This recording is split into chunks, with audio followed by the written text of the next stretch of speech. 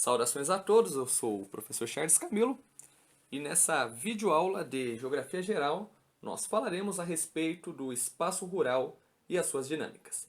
Essa aula consiste em uma breve revisão do assunto no qual nós comentamos em sala de aula. Ok?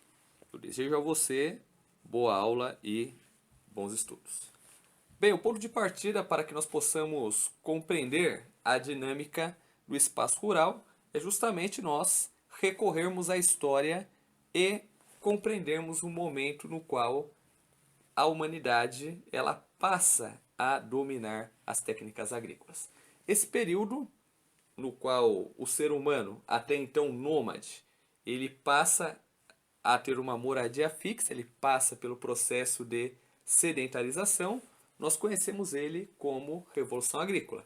Foi a partir da Revolução Agrícola que a humanidade deixou de ser nômade e passou a dominar as técnicas agrícolas. Sendo assim, houve a fixação em um único território e posteriormente esse território passou a ser cultivado. Ok? Já na passagem da Idade Média para a Idade Moderna, o capitalismo ele subordinou a agropecuária para a finalidade de acumular riquezas. Por quê? Após a queda do Império Romano, lá na Idade Média, ocorreu o processo de ruralização da produção e principalmente esse processo nós damos o nome de feudalismo, que era um sistema social, político e econômico com base nas terras. Iniciando o século XV, já começa a surgir o que nós chamamos de pré-capitalismo. Só que o capitalismo de fato ele se fortalece no século XVI, com as grandes navegações. E o capitalismo ele foi responsável por subordinar a agropecuária para a função de acumular riquezas. Quando nós analisamos, por exemplo, o Brasil colônia, nós podemos observar que em diversos momentos da história do Brasil colônia houve os ciclos econômicos. Então nós temos a extração do pau-brasil, nós temos o cultivo da cana-de-açúcar, nós temos o cultivo do algodão. Então todos esses ciclos ligados às técnicas agrícolas consistia em subordinar a agricultura para a produção de capitais, para a produção de riquezas. Já durante o século XVIII ocorre a Revolução Industrial. Com a Revolução Industrial houve diversas mudanças sociais e mudanças econômicas, na qual resultou em profundas alterações no modo de produzir as coisas. E quando ocorreu a Revolução Industrial, houve um grande impacto no campo. Por quê? Com a Revolução Industrial, a terra deixou de ser o principal indicador de riqueza. E, consequentemente, no que diz respeito ao aspecto social, a população camponesa ela promove revoluções e revoltas, principalmente com início ali no século XVIII, passando pelo século XIX e XX, em razão das contradições entre o mundo do trabalho capitalista rural e o mundo urbano. Durante a década de 50 ocorreu a chamada Revolução Verde. A Revolução Verde ela melhorou a produtividade agropecuária com novas técnicas e principalmente com aplicações tecnológicas. Dentre elas, a questão da biotecnologia, que pode ser exemplificada pela questão dos alimentos transgênicos, só que, porém, nós podemos utilizar o impacto negativo, que diz respeito principalmente aos impactos socioambientais, e justamente que a Revolução Verde ela não foi positiva nos países em desenvolvimento, por conta de que não existia recursos e capitais para manter este padrão de produção agrícola. Ok? Dentre as principais técnicas agrícolas mais utilizadas, nós podemos mencionar a agricultura itinerante de subsistência, e a agricultura de jardinagem. Bem, a agricultura itinerante de subsistência consiste em cultivar determinado tipo de solo e à medida em que esse solo ele se esgota os seus nutrientes, eu abandono esse solo e busco novas áreas férteis. Já no sistema de agricultura de jardinagem, é um sistema no qual o cultivo é realizado em pequenas propriedades e geralmente vai utilizar principalmente a irrigação. Quanto aos tipos de mão de obra, nós podemos mencionar a agricultura patronal, que consiste principalmente, no caso, de pessoas que vendem a sua mão de obra para proprietários. Esses proprietários, eles pagam determinado salário para a produção do funcionário. E nós temos a agricultura familiar, que envolve todo o cultivo, toda a questão, né, da retirada do produto, todas as ações dentro da atividade agrícola, elas são conduzidas por uma família. E essa família ela é responsável por fazer a venda, investir os capitais, os recursos e assim sucessivamente. Na agricultura do mundo desenvolvido, nós podemos mencionar os seguintes países. Japão, o Japão ele produz 40% dos seus alimentos e o principal produto é o arroz. A União Europeia, ela possui uma produção diversificada e bastante planejada. Os Estados Unidos, eles possuem a maior produtividade agrícola, com uma intensa mecanização e um espaço organizado em cinturões agrícolas. Já no caso dos países em desenvolvimento e alguns emergentes, como no caso do Brasil, verifica-se baixa produtividade, convívio de modos de produção intensivo e extensivo e conflitos por terra. No caso do Brasil, o Brasil ele possui uma alta produtividade, só que, porém, o Brasil ele apresenta os conflitos de terra. Então, consideravelmente, o Brasil como emergente produz diversos insumos agrícolas, tanto, né, que o setor do agronegócio, hoje no século XXI, é o que move a nossa economia, juntamente, né, com a produção de commodities.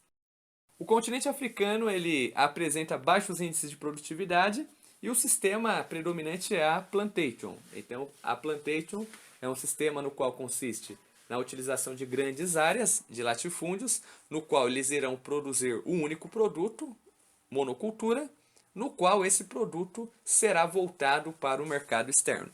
Então, no continente africano, os melhores solos são destinados para a produção voltada para o mercado externo e os piores solos para a alimentação da população.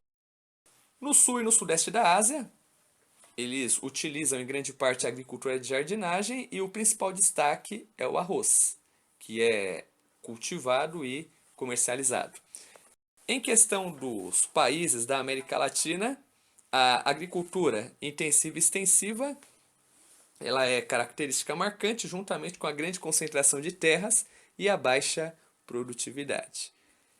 E quando nós trabalhamos a questão das commodities, para quem se esqueceu, é um termo em inglês, né, que significa mercadoria, e geralmente são produtos agrícolas ou minérios que são negociados na Bolsa de Valores.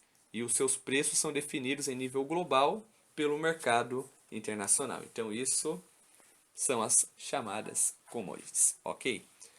No mundo, o órgão responsável por fiscalizar as relações comerciais é a Organização Mundial do Comércio, que pertence ali a um dos braços da Organização das Nações Unidas.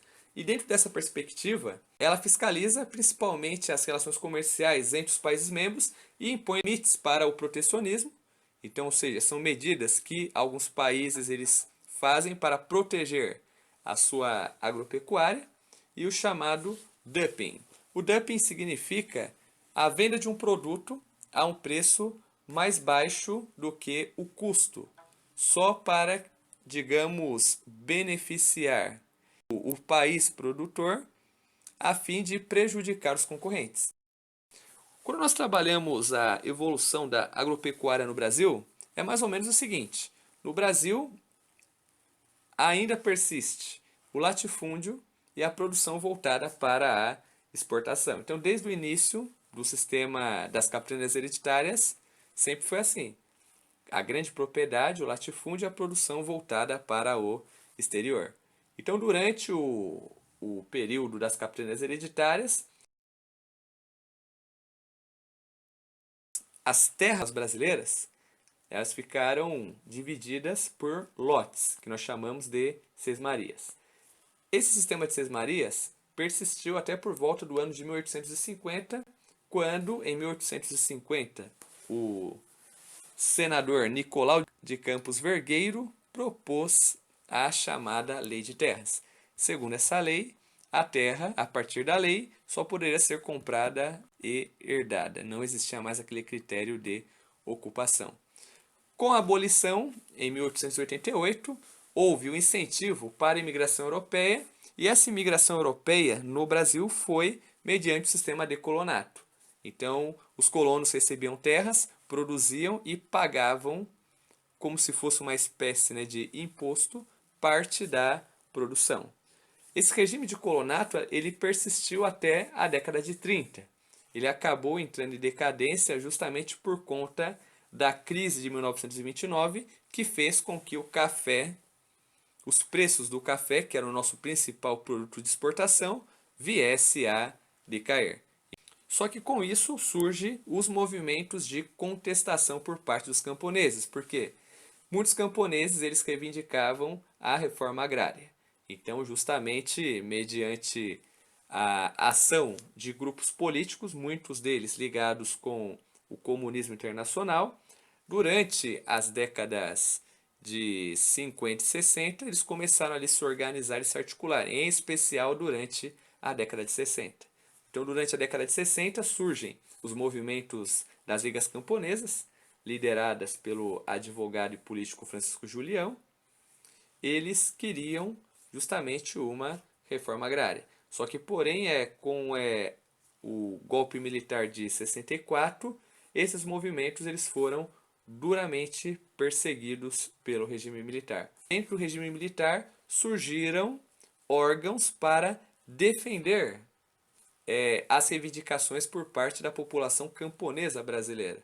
E justamente durante esse período, mediante as transformações sociais em que o mundo vivia, a Igreja Católica, aqui no Brasil, ela desenvolveu um trabalho voltado para essa questão do trabalhador agrícola, essa questão da reforma agrária. Então, a Comissão Pastoral da Terra, ela agrupava desde camponeses simples até políticos ligados às ideias, digamos, voltadas para a criação da reforma agrária. E com isso, essa Comissão Pastoral da Terra ela lançou as bases para a criação do atual MST, Movimento dos Trabalhadores Rurais Sem Terra. Só que é importante frisar que, quando nós falamos de reforma agrária, a reforma agrária ela não é tipicamente de país socialista. Todos os países capitalistas fizeram as suas reformas agrárias durante os séculos XIX e início do século XX, a fim de agilizar a produção do campo. A pecuária brasileira, hoje, ela é realizada de forma diversificada ao longo do seu território. E a pecuária brasileira, ela é mundialmente conhecida e ela é realizada de forma extensiva e intensiva. Na pecuária extensiva, o animal é criado de forma solta em pastos e, no geral, ele se alimenta de capim e não há, sim, um grande cuidado. É lógico que, mediante as normas sanitárias, existem as vacinações. Só que, porém, não existe, assim, de fato, como eu posso dizer assim, um cuidado especial. Ok. Bem, pessoal, por aqui eu encerro essa aula. Eu espero que vocês tenham gostado e até o próximo episódio.